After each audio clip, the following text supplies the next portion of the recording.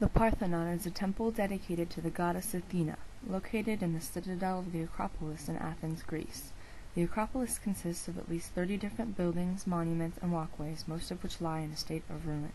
The first Parthenon was built on the Acropolis in 561 BC under the rule of Pisistratos, but it was later destroyed by the Persians in 489 BC.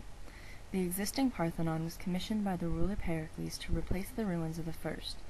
It was built by the architects Ictinkos and Kallikrates with the collaboration of the classical sculptor Phidias. Construction began in 447 BC and continued for over 10 years.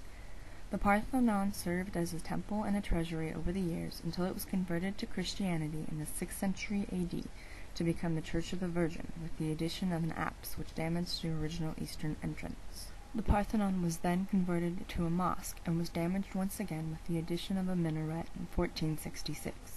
The temple was partially destroyed in 1687 due to Venetian siege and has continually had portions sent off to museums, including the Acropolis Museum, and has undergone a few restoration attempts.